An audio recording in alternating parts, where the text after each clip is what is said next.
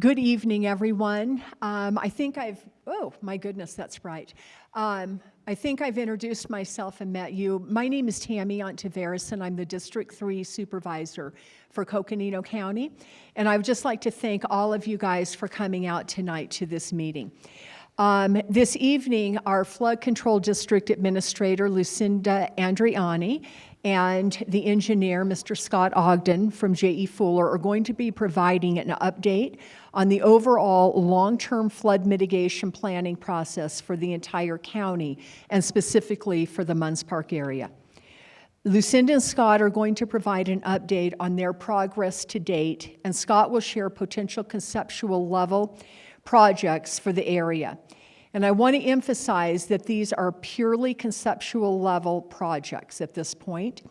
Much greater engineering work will be involved in determining project feasibility.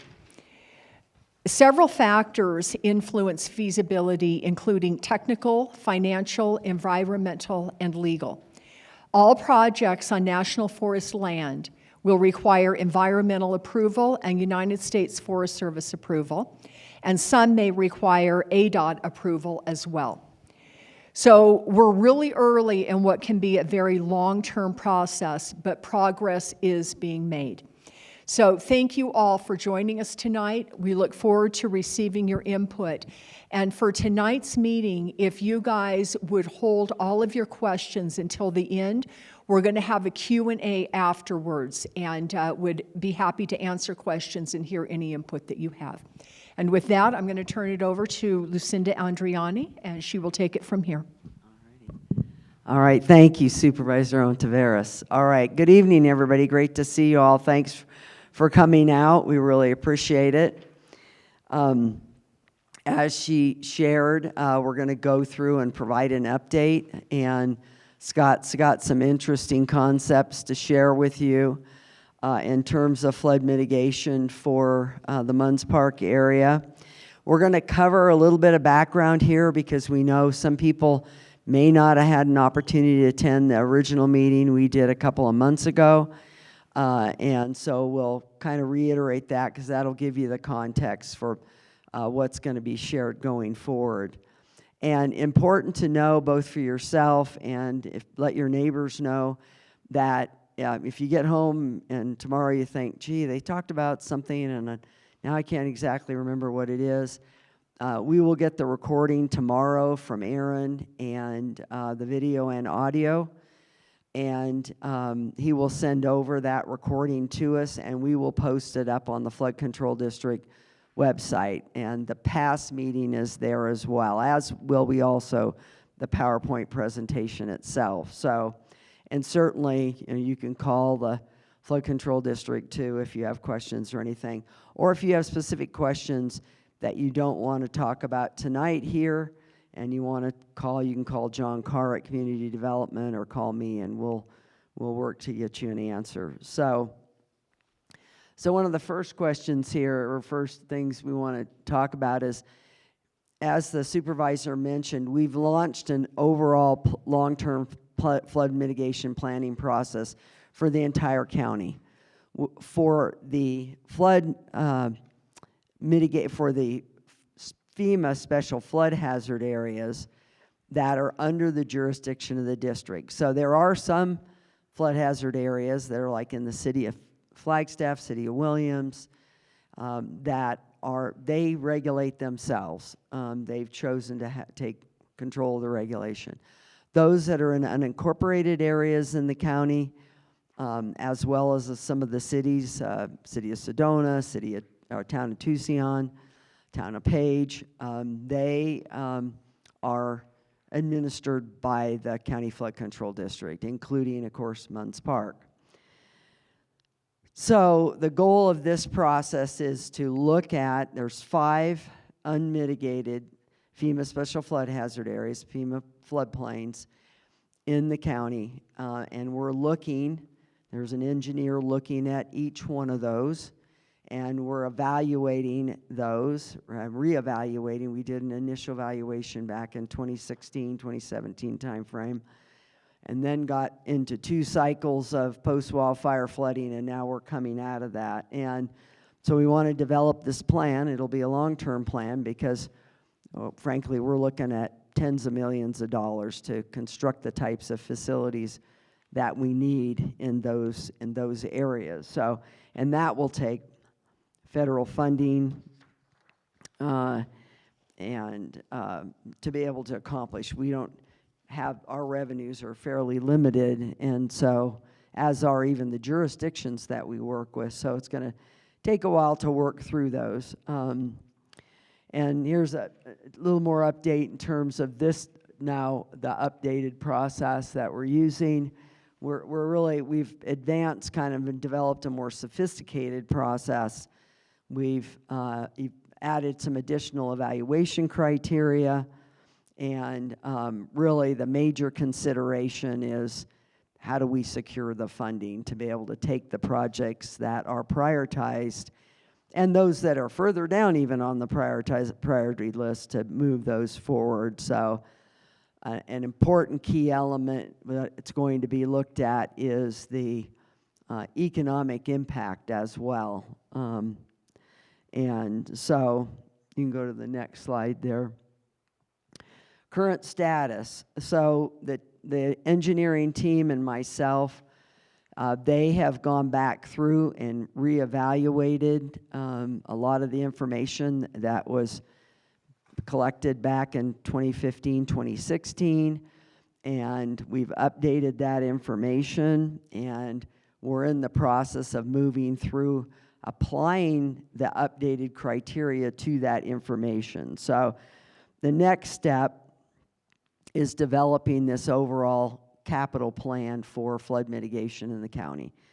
And the plan is to take that to the board of directors of the flood control districts, which is the board of supervisors, and to them in, we've got 2 meetings currently scheduled, one for January 27th and one for February 3rd, and start having the discussions with them relative to the projects, sharing the results of the evaluation and so forth, and the recommendation that that team is going to make on how do we sequence the investments over time.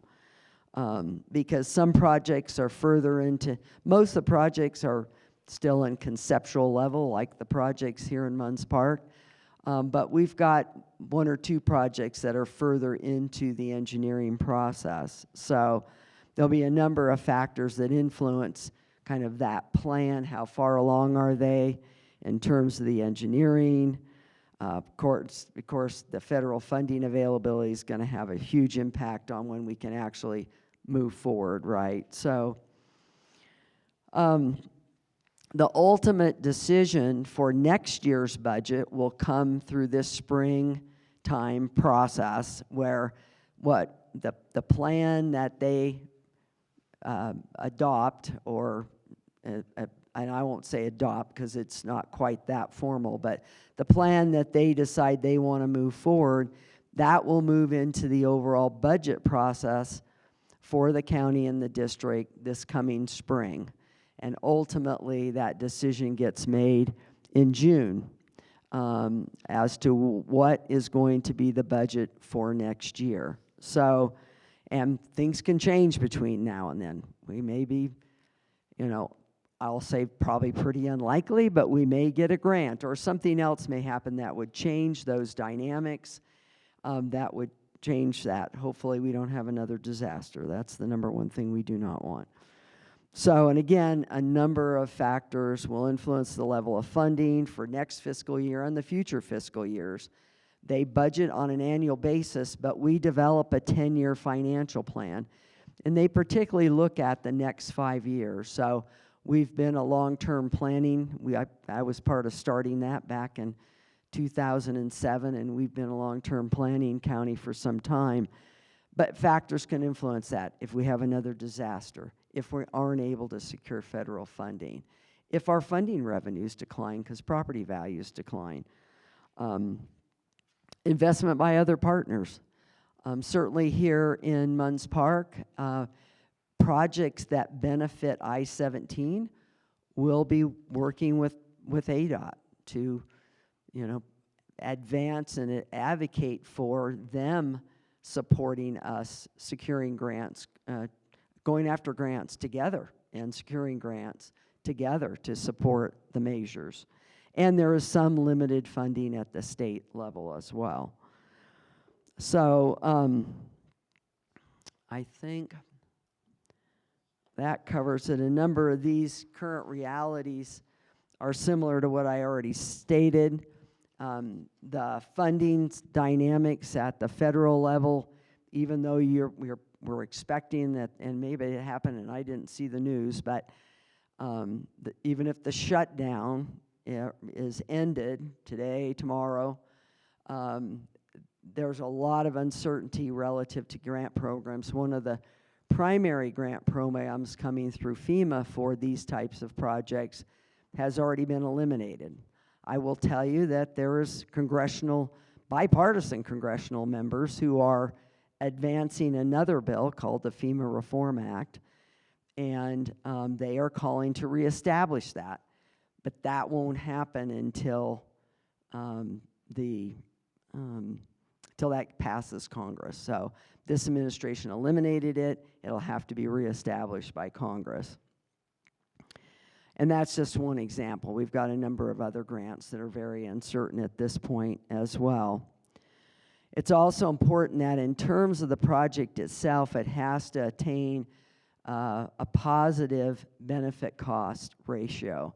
And Scott will explain what that means. He's got a diagram and some things to help you understand better what that means. But just think about it. It's got to have a better return on investment than what you spend. You got to save more than you're going to spend, right? Or protect more, you know, that's the overall concept. So almost all the grants require a match.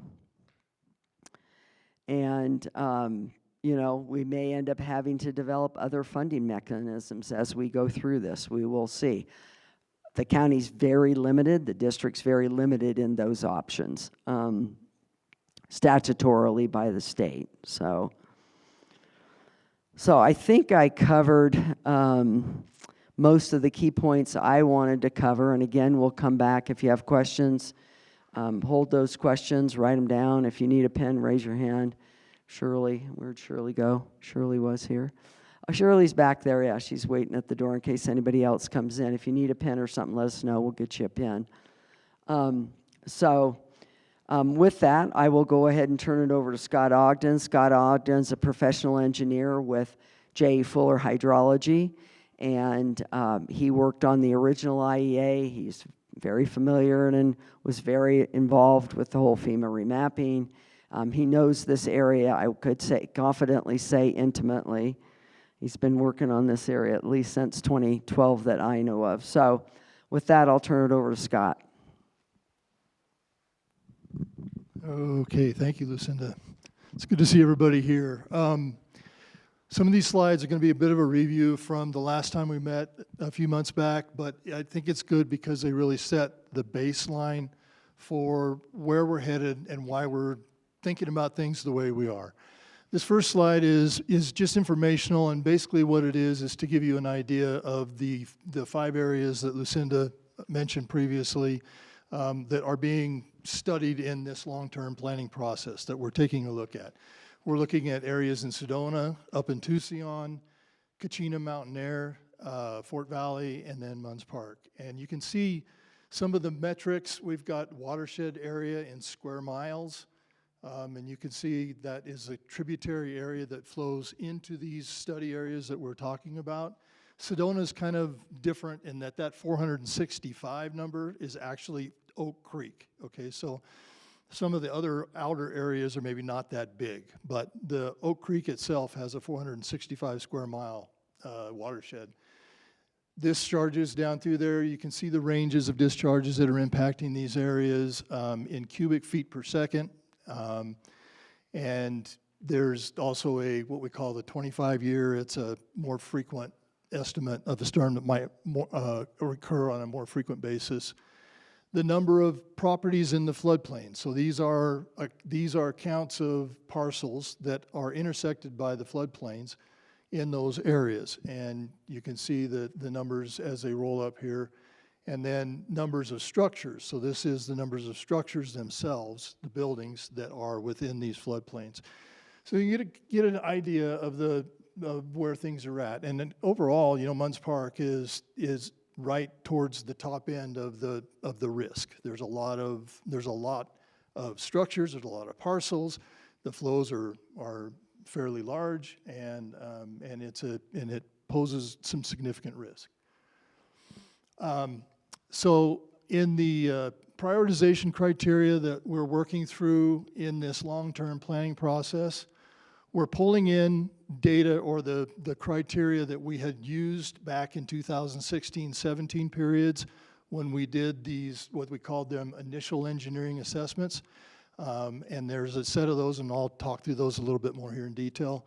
But we're pulling those in and evaluating those, validating those within the evaluation process. And then we're also looking at adding more criteria to evaluate certain elements of the projects and the risk in the areas that weren't included in that first go around. In particular, things like feasibility, the funding considerations, and the economic considerations are some big hitters that we're looking at harder this go around. This is a graphic that displays some of the areas that we're looking at. So everything inside of the box that is in the blue, these are all evaluation criteria that were done mostly. We did these with the 2016 and 17 in initial engineering assessment work, and you can see the boxes and what's considered: mitigation, event, maintenance cost, numbers of houses, parcels. I'm going to hit on all these here in a minute. The elements on the outside are the ones that are the new ones. These are the ones that we're adding in to get a deeper dive on this as we walk through this process. So going to just a brief description of each of those things that we're evaluating. So when we talk about mitigation event, this is in some areas, it's infeasible to try and do something that is going to fix what we call the 100-year storm, or technically it's a storm with a 1% probability of occurring in any given year, okay? That's the technical. So it doesn't mean you get a storm every 100 years. It just means that it has a 1% probability of occurring in any given year. So you could have three 1% probability storms back to back to back. It doesn't run like that, but we use the nomenclature of 100-year because it's just an easier thing. So we're looking at these projects, we're looking at areas, and the reality is in some of these areas, it's just not feasible to try and control the full 100-year flood event. It would be cost prohibitive, too big, too expensive, and so you start looking at other events or smaller structures, infrastructure that will provide some level of flood protection, reduce the flood risk, but it's not going to take it all the way to that 100-year level. Okay, so that's basically what's in this mitigation event. It's what are we able to do, what are we able to look at in sizing something. Cost is obvious. It's what is this thing going to cost to build, what's it going to cost to design, what is it going to cost to get the land rights acquisition, everything else. It's the hard cost that it's going to take to get something implemented. Area and population flooded, I think those are self-explanatory. It's basically those numbers that we saw on that prior slide. There was 458 parcels. There was however many structures. Those are numbers that roll up into this evaluation criteria. And then coordination with other projects. So does the projects that are being proposed for the area, can we work those in with maybe other projects, either from within the county, within the city, within the town, or agencies, or the federal agencies, other projects that might be able to dovetail in and bring more benefit to a project. Hazard level. So this is a special metric that we use to define a flood risk. And by hazard, we're talking about a look at the depth of flooding and or a product called of the depth of flooding times the velocity. And the velocity is how fast the water is moving, okay? So if it's, when we look at the velocity, if it's going, you know, very pond, slow through there, it doesn't pose much of a risk to washing your feet out from underneath you. But if it's going, you know, the equivalent of 15 feet per second, which is, you know, a little over, you know, 5, 6, 7, 8 miles per hour, and that hits you at your ankle deep. I don't know if any of you have been fly fishing or anything and try to wade a stream, and you jump into that current, and that first rock hits that snot-covered bowling ball, what my grandpa used to call those, and you just foots out and you're gone. That is a risk, okay? So we consider that depth times that velocity, and that helps us understand where the water's moving really fast, it poses a risk, and then just depth alone, sometimes it's just pure ponding depth. And that is a lot of what happens here in Munds Park. We don't have super high velocities, but the depths get really deep. So those are evaluated and looked at, and you can see this map in the right-hand side. And we rank those into basically three indexes: high, medium, and low, based on some standard criteria that's published by federal agencies. And then we evaluate how many structures are in high, how many parcels are in high, and look at road crossings and take a look at the road crossings to determine, is there flooding at depths over 6 inches or so. If there's more than 6 inches of flooding, then the roads become impassable or can become impassable. So we're trying to take a look at all of these metrics and evaluate those on a project-by-project basis. And then other benefits, do we get other benefits out of this, like water quality improvements? Is there available, you know, any ways to enhance the environmental, the multi-use, wildlife aesthetics, things that are not strictly engineering, and they're a little harder to quantify, but they add value to a project. And then maintenance. So when we look at a project, you know, some projects have, you can build it and check it once in a while, but pretty much forget it if you engineer it well. You don't have to do a lot of maintenance with them. Other projects, I'm thinking of things like dams, levees, things that are regulatory type structures or big, large flood control structures. You have to pay attention to those and monitor those typically on an annual basis, if not more frequent. And they're highly regulated by the oversight agencies, either at the state level, the Arizona Department of Water Resources, or at a federal level, FEMA, whoever's building the dam, could be the Forest Service has a hand in it, could be NRCS, National Resource Conservation Service, it could be any of these other agencies that might have a nexus with it. So in an O&M basis, operation and maintenance basis, does that project or that thing that we're proposing to fix the flood, does it put this huge O&M burden now on the county because of what it was doing? If you're going to go build a dam, you're going to be spending a lot of money just O&M that structure all the time. You're always got to pay attention to it.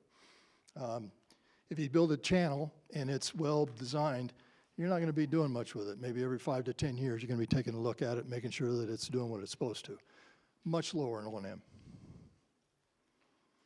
And finally, the big one. So this analysis that we will be going through with some of these long-term projects is what we call a benefit cost analysis. And the bottom line is, in this kind of analysis that we will go through, most, if not all, grant monies that you go after, whether they be federal, state, or otherwise, you have to go through the exercise of proving to that entity that that project that you're proposing has a higher benefit than it does a cost.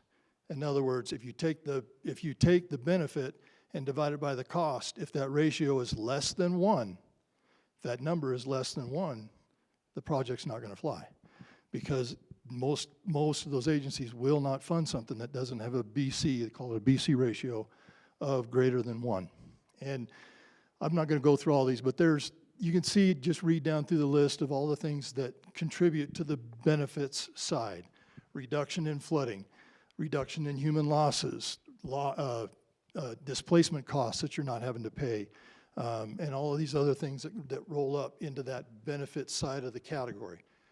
On the cost is straightforward. The cost is your engineering and construction, your actual long design life maintenance costs, land acquisition costs. Those kind of costs are the things that roll up. On some of the new elements that we're paying closer attention to, one is going to be in the land rights acquisition of these projects. Some projects can be done within the right-of-way or within existing rights-of-way, and there's not a lot of land acquisition costs. Other ones have huge acquisition costs. To affect the project, you're buying lots of property, and nobody wants to sell you a property at a nickel rate. Okay, so it can be very expensive sometimes on just the land rights. And the land rights aren't just buying the property. It could be just going and getting an easement. Sometimes there's temporary easements that you have to get a hold of. So there's all these land rights components that will play into certain projects. So if there's a project where there's partnership available, and we can partner with people that are willing to see the project go forward and help with the land costs, well, that's great. Then that helps pull that down. Economic impacts. This is another real big one that the county is looking at this time around, in the sense of, a lot of these corridors, a lot of these areas that are currently being flooded or that have a heavy flood risk, they also have a very significant nexus with economics to the county, the state, that community, all around, tourism, I-17, the number of trucks that pass through here, and all the commerce that moves on that highway. There's all these numbers of things that are going to come into these economics. And if you have a project that can reduce those flood risks, that can reduce those impacts and reduce those down, that reduction becomes a benefit that goes up into that BC ratio that we've been talking about. And so we're going to take a deeper dive. The county Flood Control District has engaged with NAU, Economic Policy Institute. I can't remember that. And they are doing a deep dive on the kinds of economics that are related to the tourism dollars and the commerce dollars and the things along those lines to help with these projects and get us a better understanding of what those look like for the area and then our mitigation. And then the other thing is in that economics is things like lost time, alternative routes evaluations. Some of these places, I-17 for here, Tucson, the state highway rolling up through there. If those go down, get plugged, shut down, are closed, the best workaround in most cases is a very long way, 3-4 hours of driving to get to the other side of the hazard. And those turn into big dollar losses. So those are things that we will definitely be looking at and rolling up in this.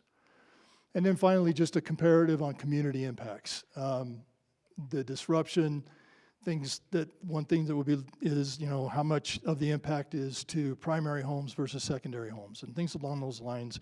Just other things that we're taking a look at to get a better definition on how to prioritize projects.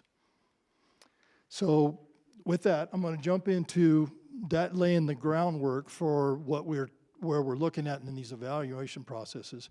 What I want to talk about a little bit next here is where we're at now and what we're at with the mitigation concepts that were developed to this point. Doesn't mean we've got them all, doesn't mean we've looked at everything, but we have started to work on looking at some mitigation concepts.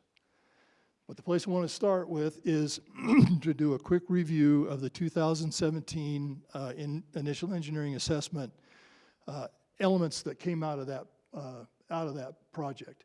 That work that assessed and updated the flood hazard data, we need to assess and update the flood hazard data using recent FEMA model results. So the 2017 effort did not have the current FEMA model results in it. So we need to make sure that we're comparative there. Develop new or update past conceptual alternatives, and then provide information required so we can quantify these these projects in light of all of the other projects coming from the other 4 areas. The 2017 Munds Park IEA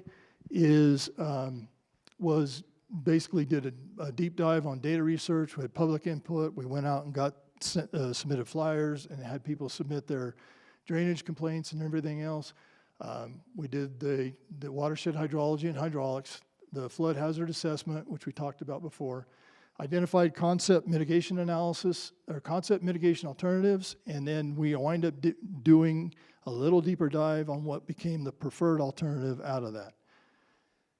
In the watershed hydrology and hydraulics, we talked about these. I don't want to go into this in a great detail, but you can see that the area that we're dealing with in this basin is 45.1 square miles. We're looking at these 4 events, so 10-year, 25-year, 50, and 100-year. 10 years is a storm that occurs more frequently. 100 years is the one that has the less probability. When I say 1D and 2D, one-dimensional and two-dimensional modeling, okay? So this is maybe a little technical, but the idea is, if you can imagine flow coming down through a channel and it passes through a point, and it's generally going in a straight line within the channel boundary going that direction. That would be considered a one-dimensional flow. It's only going in one direction. It's not doing anything else. It's generally flowing in one direction. Now, we've all seen water run, and we know that for the most part that can happen in a nice, incised, well-engineered channel. But when you get down here into Munds Park or other areas where you have these natural floodplains where the channel itself that's there can barely convey, a fraction of the flows, the water gets out and then it goes everywhere. And it goes this way, and it goes this way, and it goes this way, and it goes this way, and it goes this way. And that is where we need the two-dimensional analysis. We have models that can take and analyze those flow movements across the surface in 2 dimensions. So it can go this way, and it can go this way, and it does it in an incremental time step, and it's very detailed and very accurate. We also evaluate all the existing culverts, storm drain channels. We have Odell Dam in this evaluation with the dam and without the dam. And then we also have an extensive gauge analysis. One of the things that I wanted to point out with this is we had a recent storm that came up that was post that 2017 data in February. I'll get to it here in a minute. It's the next one, but it's a February 14th, 2019. Was anybody here for that? Okay. Do you remember how deep the flooding was? Down through the golf course, a tree went down across from the fire station. APS cut it, left it there, and washed under the box culvert, went over wall high Yeah. into the fire station. Yeah, the water was very deep and moving everywhere through there. Yeah, so these are the kind of storms that APS was liable because they could have, I had heavy equipment there. And I said, hey, I can be there and remove it right now. And they said, no, we got our own contractor in California. yeah, So I said, well, how many days you see it in the forecast? People were out of power for days. yeah, yeah, We were emergency, Coconino County emergency contractors. oh, okay, So nice. who's liable? Yeah, you got to see a lot then. That storm produced a significant discharge, a peak discharge at a gauge, and we have, I'm gonna back up now. This, right, this is the whole watershed for Munds Park, and this is the area right down here that's basically the bottom. This is the area that's the low area, right? We're looking at this map. Right here on the outlet of I-17, there is a gauge that's maintained by the Yavapai County Flood Control District that measures both the depth of flow at the stream at that point, and it also has a precip gauge on it that measures the rainfall as well. So it's a double gauge. And then up in the watershed, we have a precipitation gauge here and a precipitation gauge here. So collectively, we've got in this area, and especially for that 2019 storm, we have a lot of really good data. We have the rainfall data calculated. We have a really good data set on the height, what we call a hydrograph, which is basically the measurement of the discharge in CFS on a time basis. So it maps it out, and we'll look at the next slide and I'll show you what that looks like. But you can see here for that storm event, or it's for these precipitation records, I don't have the storm event on here, but you can see that there's 3.8 inches, 3.5 inches, 5 inches in that July 2006 storm down there at Munds Park. There's quite a period of record, and in December 2004, that stream gauge at Munds Park had measured a peak flow of 8,140 CFS. To give you a thought on that, our 100-year discharge estimate is 10,900. So it was up there in about a 50-year event. And this graphic here is a plot of the peak discharges measured at that outlet gauge down there over the course of time. So from 1998 clear through 2023, you can kind of generally see how that responds. And the key, and we've talked about this before, but I want to remind everybody that nearly every one of these significant peaks, these bigger ones here, were all in the wintertime. They're all winter storms. And the winter storms are what drives the big peaks and big rain volumes up here in this area. So it's a... Rain on snow events or what? Yeah, we get, you get an event where you got snow out there and or the watershed is frozen, so that you can imagine the ground is frozen, and then you come along and you get one of these weird tropical veins of precipitation that comes through, and it drops rain and not snow. And that rain goes down and it does two things. It melts the snow faster, it itself starts running off, and that frozen ground is like pavement. It doesn't let the water in, it just all comes off. So you get these massive volumes of runoff that come off of this watershed in those kinds of events. All right, so here's that 2019 event. Okay, so we talked about the hydrograph, right? This line right here, this blue line, is what was measured at that gauge for that day, okay? On the bottom line is our date and time. So these are recorded starting at the beginning of the storm at 4:48 in the morning, 4:48 in the afternoon, the next day, 4:48 in the morning, 4:48 in the afternoon. So 2014 to 2015, about a 48-hour period. And you can see that the measurement right there on that light blue line was what was recorded at the gauge. The precipitation at each of the three gauges in the watershed that we talked about, which is measured on this side over here. If you look down this is the depth of measurement, precipitation measured in inches. That's an accumulated precipitation to this point. So each gauge had between 2.5 and roughly 3.5 inches of rainfall for that event.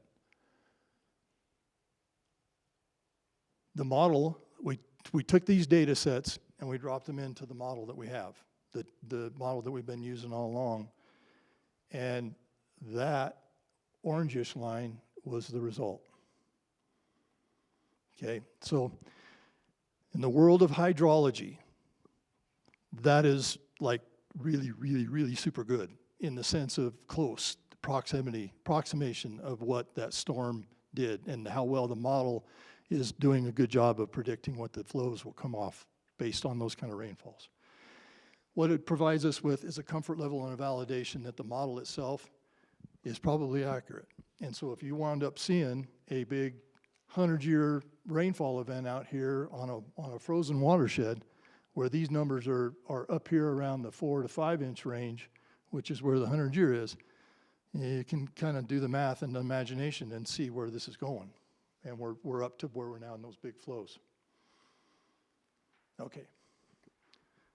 We also updated these flood hazard assessment numbers, and I'm not going to go through all this, but you can see for each of these storm recurrence intervals, the storm frequencies, the numbers of structures. It's kind of a little hard to see, but the numbers of parcels that are intercepted in those hazard areas, and then the number of buildings themselves. I didn't plot, this is actually that orangish color. I didn't plot the yellow because it would just be a big blob of yellow. It's not really helpful. But you can see in the red, in particular, these red are the highest hazard intensity areas.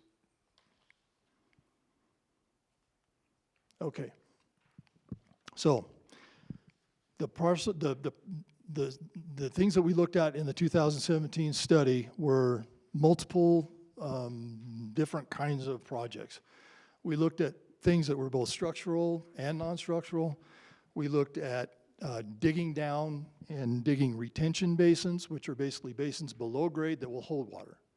We looked at creating what we call detention basins, which are basins that provide storage but let the water go on a metered basis. And then we looked at structures, altering structures, making them bigger, making them smaller, and channels. We looked at all kinds of stuff. And so these are some of the areas where out here in the forest, Munds Park is right down in here, in this area, and these are the parks that are upstream on the forest up there, and we looked at some areas up there where we might be able to get some storage, maybe do a little modification, little digging, and maybe get some storage. But we couldn't go to any great extent because we weren't allowed to be ponding any more than a certain amount without triggering another level of regulatory world, let's just say. And so all of these things, we looked at this, and the costs on these things back when we did them in 2017 ranged anywhere from $2 million to $24 million, depending on where they were at and how much land you had to buy and how far they were away, et cetera. The alternative that came out as the preferred alternative was to come down here. This is a picture of Munds. The sanitary district is here, and this is the outfall at I-17 where all of the water from Munds Park collects and goes out through this small channel and continues downstream into Munds Canyon, and eventually leaves this area and goes all the way down through Munds Canyon, winds down and joins Oak Creek down at the confluence just north of Sedona. We took this one and we elevated it to a feasibility analysis, and we started looking at the actual modeled impacts and stuff, and we were able to figure out that indeed we could lower in the area on this side of I-17, we could lower the base flood elevation. BFE is base flood elevation. We could lower that flood elevation down by about 2 feet. So we could take it 2 feet lower. Couldn't make it eliminate it, but we could get it 2 feet lower. And basically what we looked at was taking this section that's down here now and just improving it by making it a little wider, a little deeper, and lining it with concrete so it became very hydraulically efficient. So it moved water through there quicker. We had developed some costs and about $2 million to do that project. It could be all done within the ADOT right-of-way. We had to get a little bit of easement area probably from, this is all owned by the sanitary district up here, and whatnot. But what we found was when we did this, when we did what we call a no adverse impact, which is basically to evaluate this project in the context of the watershed and say, okay, if I build this thing here, what does it do? Yeah, it fixes my problem here, but what happens downstream? Does it cause problems downstream? Is it causing problems on my neighbors? We can't create an adverse impact. What happened was when we evaluated this, opening this up and making it more efficient, what it did was moved more water through the opening and it created less ponding upstream, so it was moving through much faster. Well, that was great for Munds Park, but downstream where this, in the canyon, nobody cares. But right here, about right there, and then downstream in Oak Creek, there's a whole bunch of properties in there. And those properties are, many of them are in the floodplain already.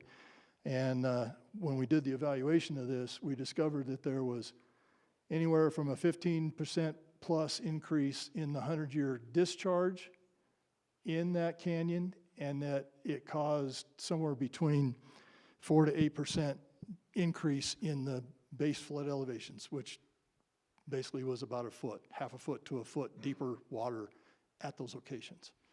So after coming through all of that, we said, we can't do that. So we put it on the table, or put it on the shelf.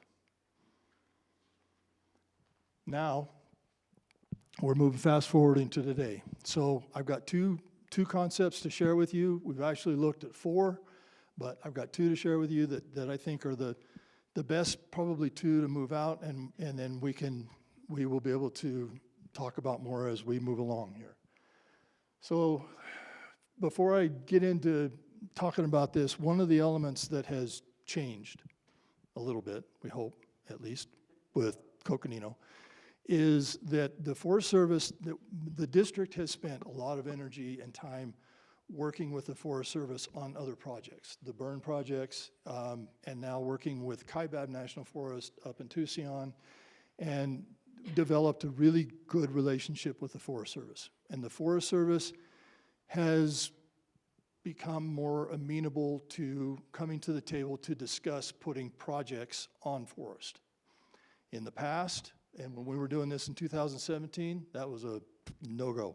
You're not touching anything up here. So if it wasn't in private holdings or something like that, we weren't going to be able to do anything on the forest. Well, now we might have a different paradigm, and we might have the ability to go back to the table and start talking to the Forest Service about that possibility. And because of that, there opens up tremendous opportunities in the forest up here to get some meaningful flood mitigation in place. And one of those is what I have affectionately called frog tank, flood retarding structure. Okay, let me explain that a little bit. Flood retarding structure is essentially a dam. By all technical merits, it is a dam. The difference between a flood retarding structure and a regular dam is that a flood retarding structure does not hold water permanently. Its only purpose is to bring the water, slow it down, meter it out, stack it up, and store it into the flood pool behind the dam. When the flooding is done and the flood is gone, everything returns back to normal and the inundation goes down and it's all back to where it was, mostly. So it's not a long-term permanent pool up there. And that way you're not affecting water rights, you're not affecting things along those lines that typically come up with that. But it is a dam, and it is a regulatory dam, and it's a very highly engineered structure that takes a lot of energy to build. But what we're looking at is right here.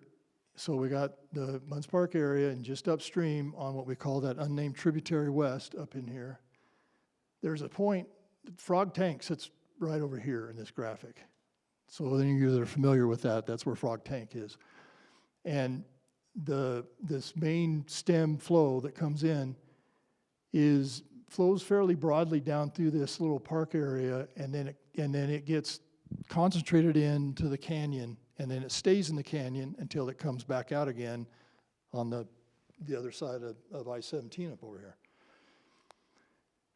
That little bottleneck right there is ideal, well, from a concept level, map level, contour level, it's an ideal place for a dam. And you've got rock, you've got a small place to placement of a dam structure. You don't have to spend a lot of money building this big thing. You can keep it confined. And the available storage volume, the ponding that you can affect upstream in a major flood event is significant, very. This one here is, I think I got it here. Yeah, I don't know if I put the acre feet on this thing, but it's in the, like in the 500, 600 acre foot range. You got a large culvert, will that have a shut off or a spillway? So I'll get through this and we'll come back and we'll talk about this more, okay? The culvert is a large culvert. Think of a box culvert, like the two boxes that are under the bridge, or under I-17 up here. Something along that lines, only a very large, tall culvert, okay? No, it won't have anything on it. It's gonna be designed to be clear and open with it will not require any human interface to make it function. The overflow comes down the canyon, yeah, but it comes down the canyon at a significantly reduced rate. So we're looking at, by building this dam, using the large culvert to meter the flows, we're looking at somewhere between a 50 to 65% reduction in those 100-year discharges coming down that canyon. What that will do, and we haven't run all the modeling on it, so I can't. These are concept numbers. But what that will do is it will eliminate the I-17 overtopping for sure. It will significantly reduce the floodplain footprint through this area west of I-17 and south and north and south of I-17, and then the other thing that it will do is, because we have affected a storage and reduction up here, we can come back down to that I-17 outfall now and do that, and then that will have the benefit effect on the other side of the freeway, and we can do that and not create an adverse impact down at Oak Creek anymore, because we're taking care of this up here. There's a may. Yeah. Yeah, I really should. I'm confident, but it's a may. Yeah, it is definitely a may. But here's the kicker. The price tag on these things, big dollars, and that's a range that's not unrealistic in the sense of we don't know enough to know anything about what it's going to really take to build that dam.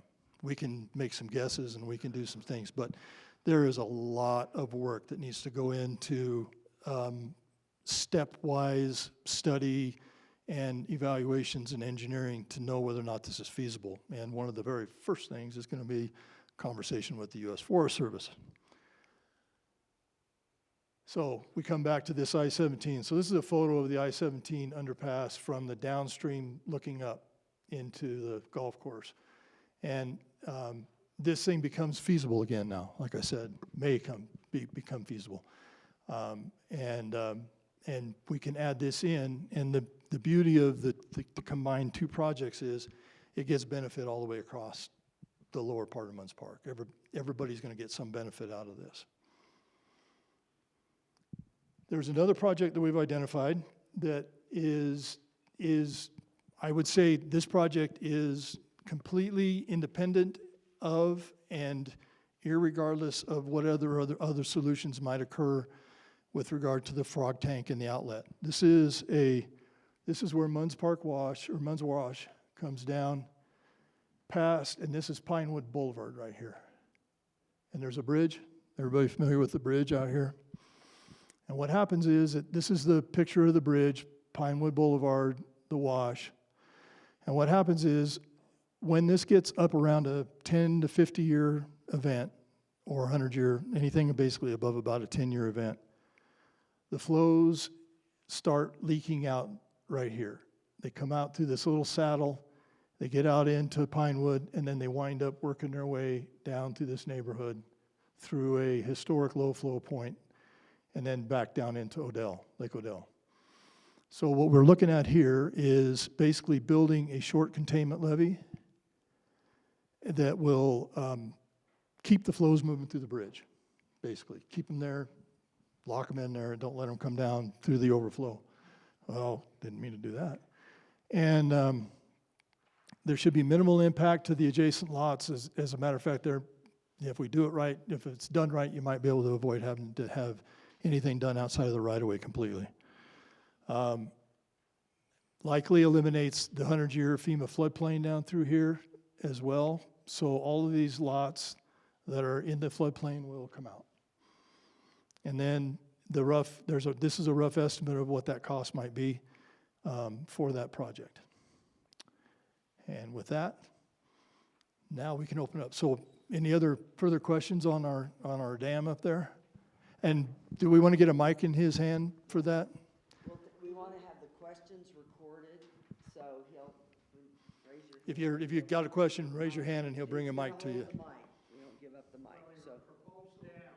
Hang on, sir, hang on. The proposed dam on Frog Frog Tank Tank. Draw, you have an earthen dam, and then you gotta go back to it right there. You got large culvert outlet. Then you told me it's a box culvert. Is there a head valve on there to control? So No. the dam backs up the water up the draw, and it goes over a spillway or a, It goes, the box culvert is the spillway. okay, so that's gonna slow the water down, but it's still gonna store it up the draw. It'll store up, and that process is what we call attenuation. Yeah. So it attenuates the flows, and what it does is, do you remember that hydrograph that we looked at? And it has that nice, neat little curve in it? Well, it takes that hydrograph, and instead of going like this, it goes, and it extends it out. All the volume passes through there. At some point, it just knocks the peak out of it, and it attenuates it way down, and it'll cut those flows in about half. If So Munds Park will have a new lake. it will significantly It'll hold, change. the earthen dam will hold a lot of the water. Well, it will attenuate it back until such time as it leaks it through at a more controlled rate. It's not a permanent reservoir. Yeah. It's not a permanent reservoir. And the water belongs to Phelps Dodge, right? Once it goes down to hit Oak Creek, That's why we won't store it. It's SRP water. SRP. But we don't, okay. that's why we would never try and do something that would And you can't actually store you it. can't lobby them for help? No. No, not on something like this, or, good luck, enjoy that. No. Yeah. All right. Nancy? Okay, I have two questions. One, I would like to know what the drawback is to the frog tank, just because that's actually close to my backyard, to my house. And then my other question would be more about the county working with property owners and making things easier for us to help in the floodplain area. For example, I have talked to you, Lucinda, but I think this is more of a county thing where you folks need, I think you guys would be better off empowering us as private owners, since some of us have properties along the wash area, that if we were able to deepen and widen our wash area on our properties, if the process can be made easier, if there is any kind of incentive by the county where it's like if we're helping with the floodplain area, maybe you folks help with the cost because we're using our land to make this, better for the community. I'm just throwing that out, but Lake Odell is another example of a private property. That would be the country club. And, maybe give them some money or help them out where the country club can clean out and dredge out that area, make it deeper and wider. That should cost minimum money, or just, make it where it's just easier for them to get the permissions to do it. That would benefit people in Lake Odell area right there. And then Pinewood Sanitary Department, through all these meetings, it's never been brought up about all the discharge, I guess, I'm trying to think of a better word, that they've had to just discharge waste into Lake Odell or to Oak Creek. Is it better off to just let them have all the discharge? Because in this big floodplain map, it's just going to be disastrous. Is it better to have the pollution, or is it better just to clean up things now? Because I know the boulder is a big issue, but I don't know. That's my questions. Well, I'll let Scott kind of address, I think just fundamentally what everybody needs to understand is that the volume of water coming in, particularly through Frog Tank, is so big that small-scale individual improvements at individual properties will have almost zero impact. Am I correct on that? So, and the flood control district's role is, we have two roles. One is we have to follow the FEMA requirements, which that's John's charge and my charge, and we have to follow a certain process to provide for floodplain permits, right? And there's not a lot of flexibility there. I mean, we probably grant as much flexibility as we push that about as far as that limit can go already, to be honest. And we get reviewed annually on that. They look at the permits, they go through that process. And then second is the flood mitigation. And in terms of an investment, getting to the investment that can actually bring this a major effort like this forward is going to have real tangible benefits through the entire area. The district can't do things that benefit a single property owner. That's illegal. It's called a gift. There's a gift clause in Arizona, and there's a gift law. So we can't do individual things that benefit individuals. Now, we could help you to some extent look at, we can't do engineering even for individual properties. We could look at, in an emergency situation, what might be something that could be deployed that would be helpful. But again, frankly, if we don't detain this water upstream, you're not going to get much benefit out of any of that. A small-scale basin here or there, no benefit. I don't even know if cleaning out Odell is going to have very, very limited. We looked at the benefit, with and without it, very little benefit. And yeah, there just isn't. We're going to want to invest in something where there is a real tangible benefit for a lot of the properties and frankly, we won't get to the BCA on this if we don't. Because the property values here, we all think they're high, right? We all think there's a lot of, but then you look at other areas, Sedona, Tucson, the properties are off the charts, right, from value perspective. So we've got to make that BCA, and that will come in a future kind of process, but we've got to keep our eye on that price too, that we've got to get enough benefit across a whole lot of properties in Munds Park to make this a positive BCA too.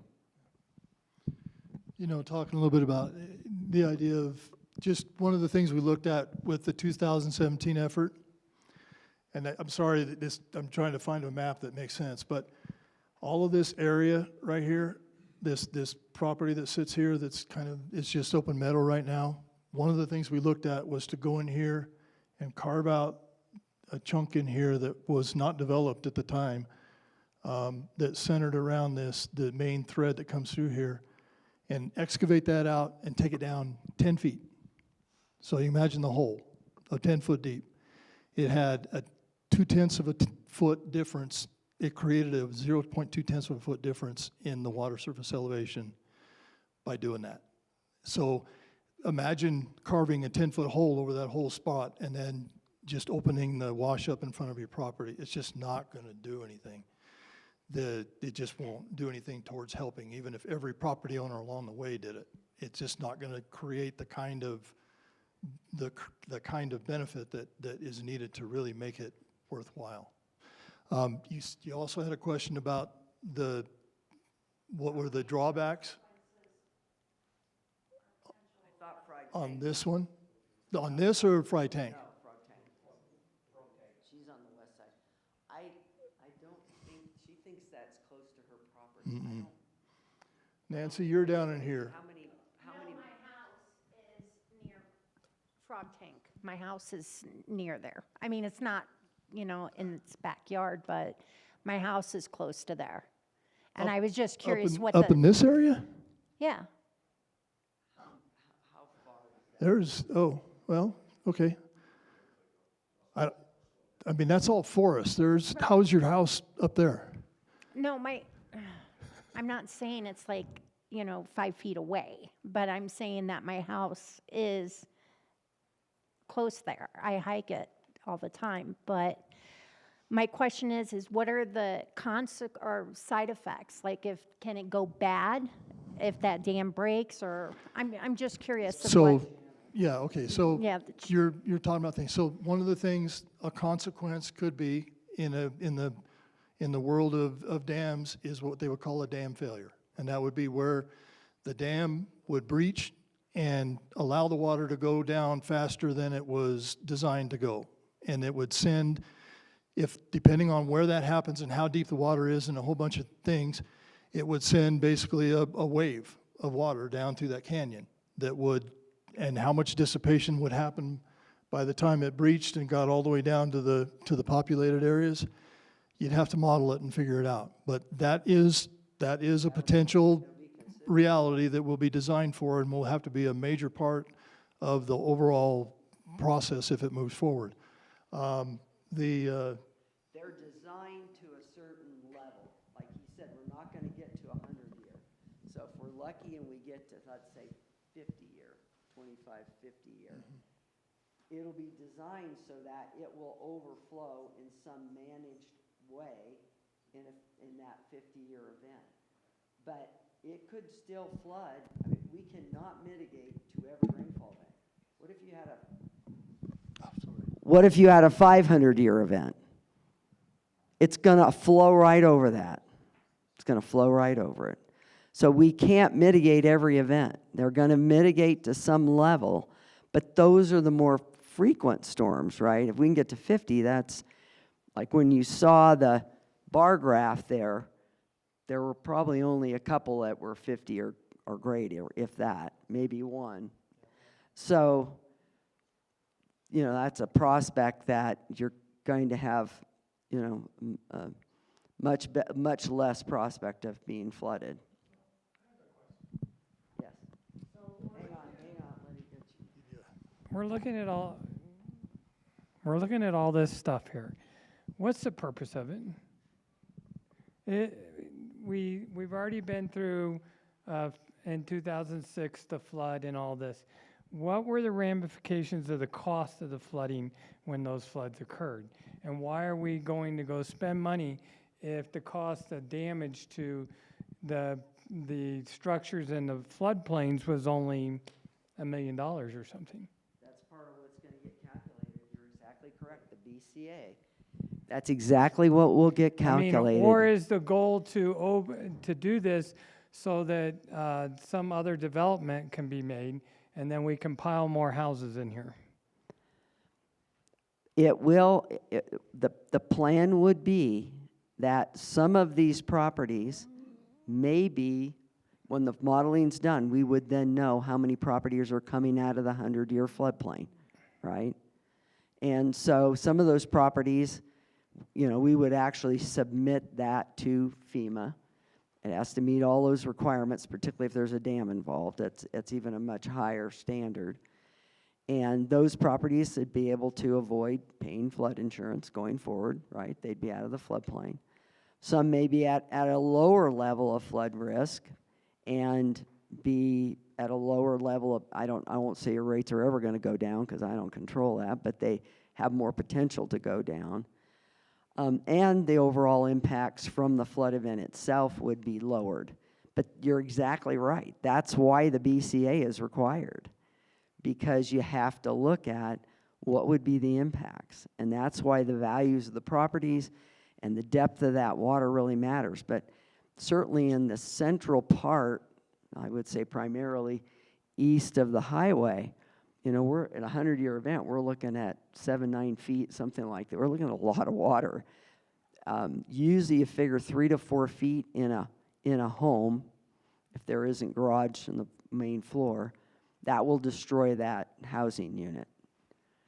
If it goes over your electrical outlets and destroys then they usually consider that home destroyed.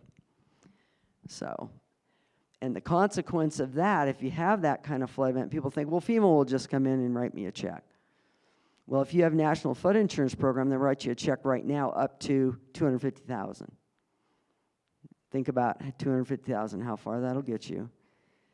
And if you meet the qualification for individual assistance after a disaster, the maximum amount you can get is $32,000.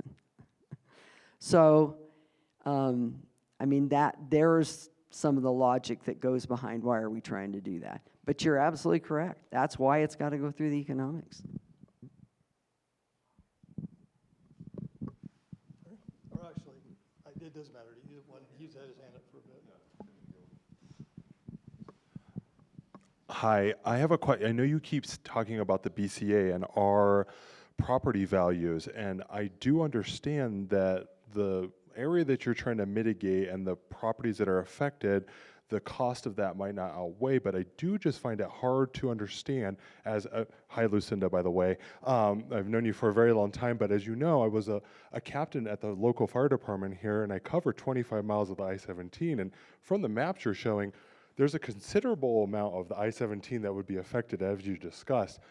And I know, as a person that was told not to shut down that highway by DPS, that it is of utmost concern to the governor and other people that are concerned with commerce that are in Arizona. So I just don't know how that Arizona doesn't see that it's one major, maybe the two largest highways in Arizona is not of a major concern. I mean, There's 3 major freeways. oh yeah, I mean, 40 and 17. anytime Yeah. there's an accident, you're not allowed to shut down the highway for an extended long period of time. And an event like this that you're talking about would be days, weeks. Not to mention also the impact from then the runoff. As also being a fireman, I understand hazardous materials travel this highway quite frequently.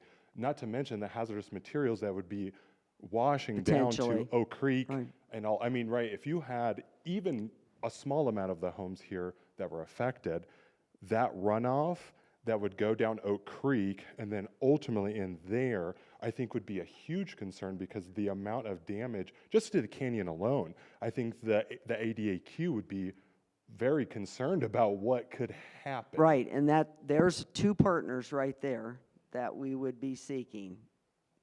The Pinewood Sanitary District to partner to go after EPA ADEQ money, and ADOT to go after transportation grants. And I've been in conversation with ADOT already about it. And that's back to Nancy's point, is that part of the evaluation is to look at critical facilities, and the 2 critical facilities in this project are the wastewater treatment plant and I-17, right? And so, but they're also potential financial partners, right?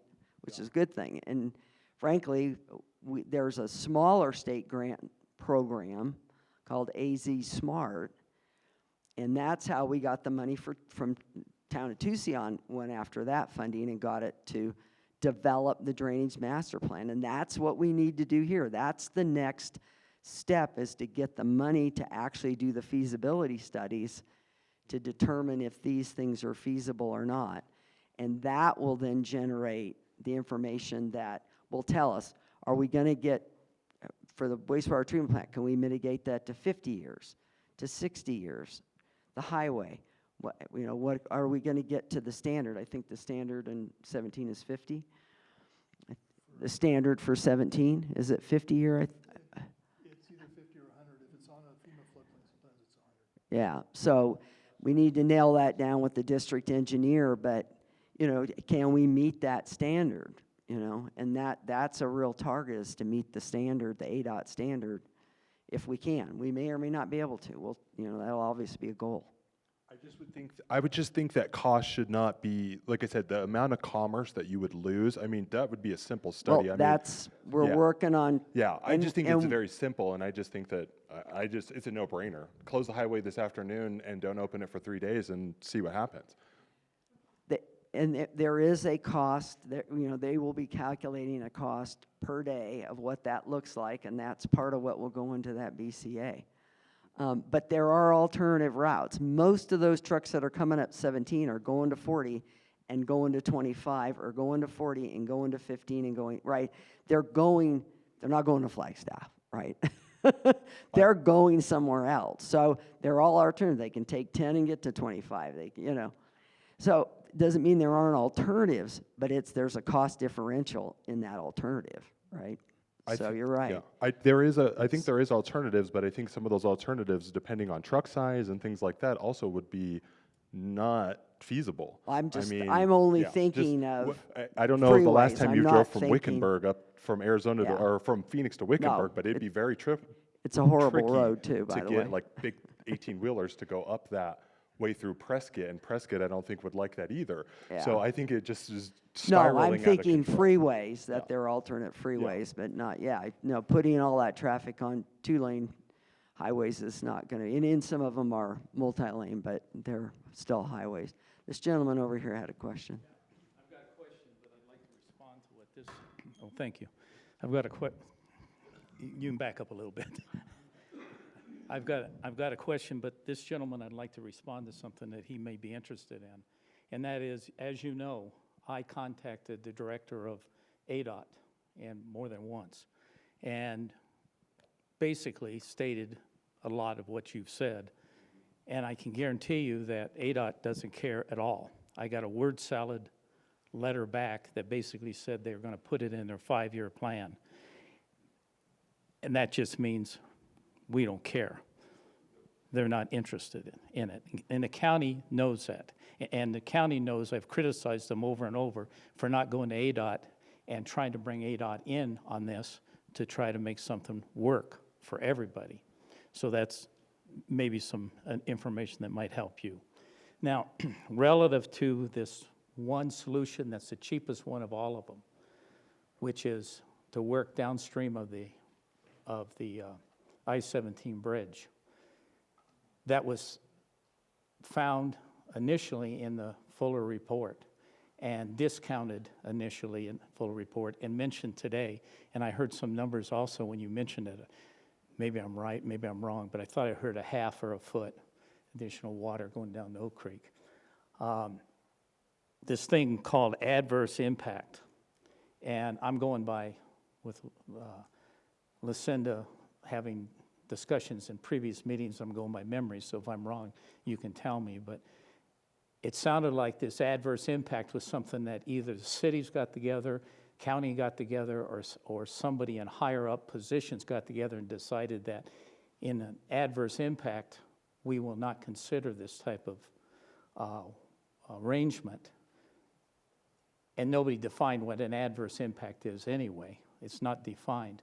But I'd like to know tonight, to go on record, if you can cite in the Arizona Revised Statutes or any other legal reason why we can't go in, and you can go in and you could actually address that area much like you're addressing the dam area. The dam area is actually operating, the frog tank area is actually an engineering thing of like a valve. That's all it is you're putting, on a piece of paper, you're putting a valve in. Basically, this gentleman over here was trying to understand it because it's a levee and whatever, but that's what it is, it's a valve. Valve or a head gate or Yeah, that's what it is. And in the area down south of the bridge, that could be excavated out by the Army Corps of Engineers. I've already checked. They have the jurisdiction to excavate in a federal waterway, navigable waterway, which it is. And it could be excavated at any depths and also act as a valve. So I'd like to know if you can state what legal reason in Arizona we can't do this, or if it's just been decided by some people that it's something called an adverse impact, and then define what an adverse impact with a 1/2 to 1 foot is. There is actually national criteria and criteria that we have adopted as a floodplain entity, of which I believe FEMA recognizes as well. Do you have a And, statute, or yeah. do you have a regulation that you can I- state?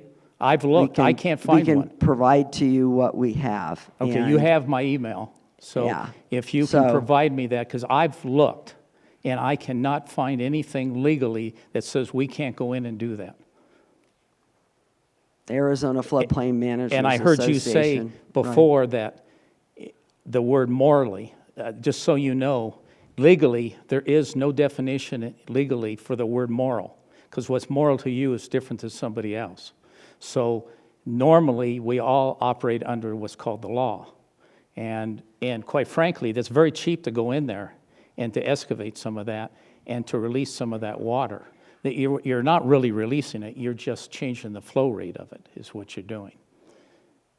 And I'm sure Fuller can easily calculate, because I think I heard him say something about a half a foot or a foot. We have under the bridge over here 8 foot of water. And I've heard Fuller say, or excuse me, Scott, sorry about that, Scott. I've heard Scott say that, and I don't know where it's at because the stuff I calculated was 8 feet deep, maybe 8.5, but I heard you say as much as 10 foot of water. So if we're going to impress a half a foot to a foot on somebody else, that doesn't sound like we're trying to safeguard Munds Park to me at all. Well, no adverse impact relates to what your action is impacting to another property, right? And in Arizona case law, there's a fair amount of case law that's occurred, and there's an article, you can go on, it's on our website, we can send it over to you, that goes through and discusses how that has played out.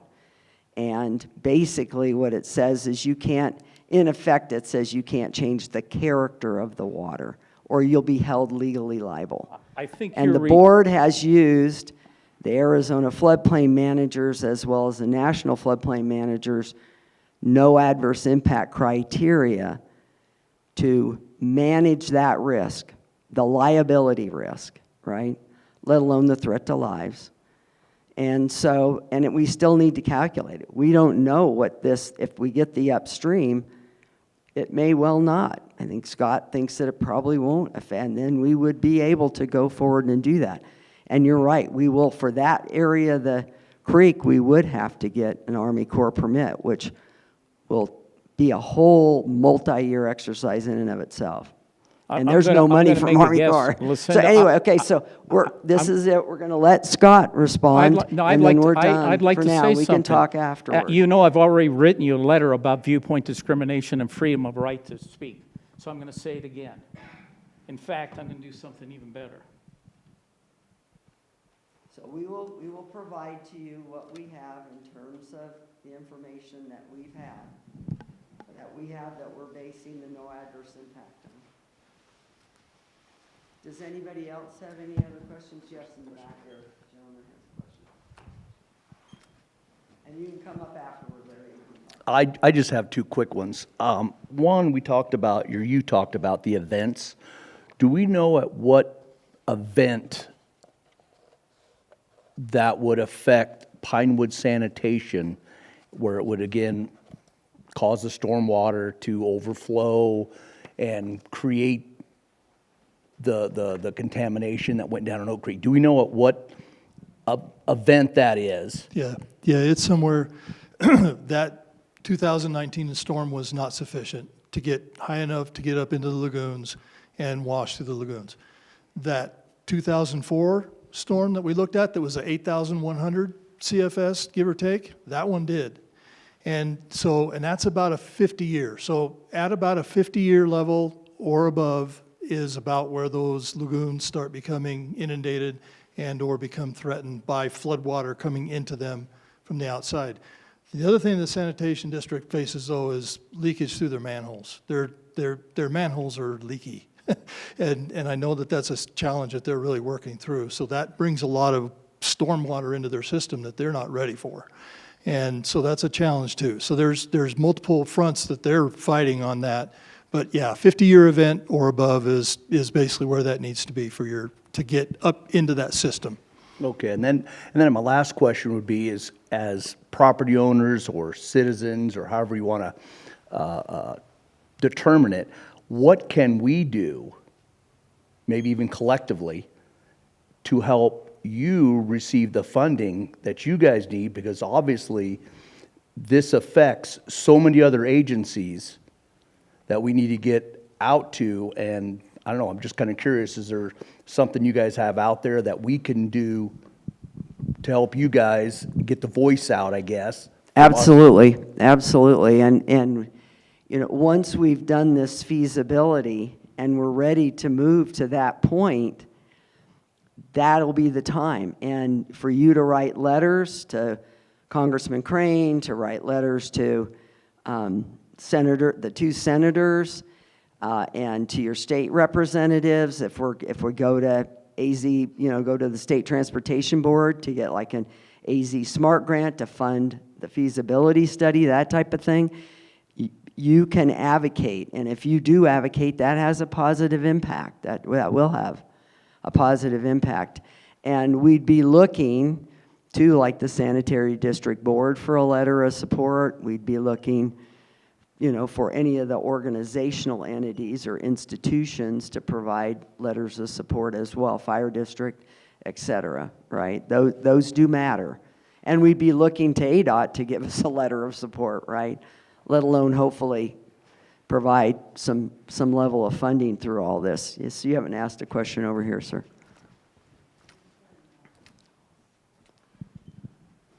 So with the 50-year flood, the 100-year flood, were these considerations before I-17 was constructed? When it was just natural open land, the water flowed as it will, but now we have a physical man-made structure in I-17. Is that structure determining the flow of water? Because you said that the water that I-17 could possibly be underwater. Now, I've never seen that, but apparently that's a possibility. So is it possible that the construction of I-17 has altered the landscape in such a way that now there's flooding where there wouldn't normally be flooding? And are you trying to figure out a way? You can't get rid of I-17, so maybe you're trying to figure out a way to handle the new water flow. Is that what I'm, because, you know, to predict a 50-year flow, you can't predict the future, what kind of water. So it's almost like you're trying to, which is fine, trying to head the problem off at the pass before it becomes a real problem. And the real problem might be that we've put I-17 in the way of where water normally flows. Is that a possibility? Well, I'll let Scott answer part of this, but I-17, I think, was constructed in, looking at Dick, he might remember, it's in the 70s, right? 71, 72. And so that was under very old flood modeling, and the old flood modeling was really bad. But now, And much less, the but flood. now you have new data. That's right, right. And you're Now we have using this new data, But so are is they it liable? possible No, that they built to I-17 some standard at that time based on the best available information they had at that Okay, time. Fine, So- set that aside. With the new data you have now, can you say I-17 is part of the problem? It's having some influence, but it's not creating the floodwater. The massive volume of floodwater. That is absolutely wrong. I have written ADOT, and I did the analysis myself by looking at it, mainly by looking at Scott's work. There's two, if you want to go out and look, there's a big billboard out there, right off the I-17. There's two 11-by-11 box culverts. And those box culverts, Scott knows it as well as anybody here, that what happens is it's real simple. You're 100% correct. The water comes down, hits those two 11-by-11s, and it overflows and it floods North Lodge where I live. And that's just part of the flooding problem here. And you could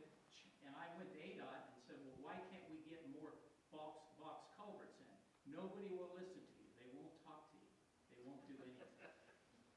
If we don't detain the water upstream, none of it will matter. Scott, comment It on just that seems like engineer.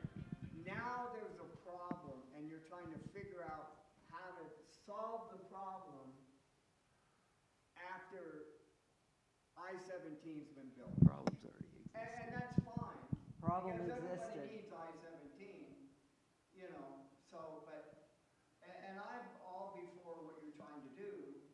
If you get the funding, I'm not against any of that, especially if it's gonna lower the people that live in the now current floodplain. Especially on the west side of the highway where I live.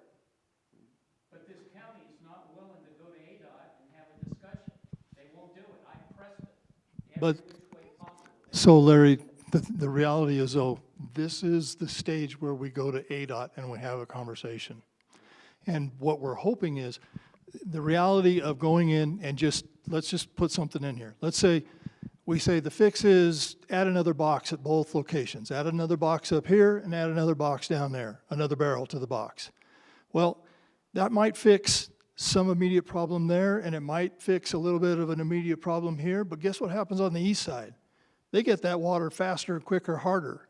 And all of a sudden now the east side is getting flooded in a more difficult manner. You're translating the problem from one point to the next, and the only thing that's going to do any serious mitigation is to pull the retention, to get a storage element in place that can attenuate the flows down so that they are back to a level where the ADOT system can handle them and move them through with concert with what was already here. Is it possible to get all your ducks in a row like you're trying to do and then go to ADOT? Oh, we're working on that. Yeah, that's this process. That's why we're here. It's very much a process. And that's when I said before, and I introduced this dam concept, and you remember me saying, this is going to be a stepwise solution that's going to take a bite here. Okay, that's good. A bite here, all right, we still have concurrence. Everybody's like, and you just keep working it until you finally either come to a place where you're ready to build it, or you go, not feasible, moving on. And just a minute, Nancy. So, and this flood retarding structure has to meet very high standards, and there's a lot of things that can influence the cost. He said there's rock. Well, it has to be a certain kind of rock, right? It has to be of a certain type of rock structure. All the technical soil surveys work, it'll be fundamental to whether these structures can be built where we're proposing them or not. If there are archaeological sites, frankly, that could influence where we could construct these sites. But that's the kind of thing you do when you get the money to do the feasibility study, right? When you march into that, you do the geotech, you have to do all the soil sampling, you've got to do, anything that you do in town, you got to look at where all the utilities are, all of that, right? So it's a multi-step process that you have to work through. So Nancy, yeah. Okay, how much is a feasibility study, especially since you already have all the little computer gadgets that you need? There is AI. Oh, it's How still a much lot. is it? No, Yeah. how much Yeah. is it? I So mean, the one we should did, know. we're doing in Tucson, because it's all the way through construction drawings, is about 2.4 million. So for here, it could be upwards of, to get all the way through construction drawings is probably going to be, depends on how many projects actually survive feasibility too, right? It's going to be $1 million to $1.5 million, I would say. Even with AI and Oh. stuff? Yeah, even with AI. Nancy, you do not want AI designing your dam. Yeah, no. Trust me. And believe me, I'll take your word on that. ADWR and FEMA don't either, and so. Is the federal government going to get involved with funding? That is the hope. But remember, we're competing nationally. We're competing nationally, so. The USGS, the NRSC, Forest Service. NRCS, yes, This gentleman said USGS, they don't have any money for stuff like this. Army Corps of Engineers. Army Corps has and the no money. county. The city's been trying to get money for over 30 years for the Rio de Flag. And they've gotten a little bit. Who pays your firm? The county? What? Who pays your guys' firm?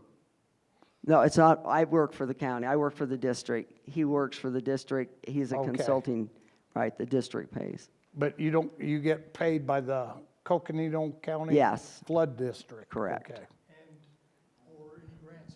Or any grants, right. That's, Drew the frog tank proposal up. Scott did. What you do need is water storage to regulate the flow. That's right. That's the whole So goal, is to regulate could work, that flow. But you need partners. Yeah. You got to control water. Yeah, we need funding partners. You're a absolutely hydrologist? correct. So he's an engineer, hydrological engineer.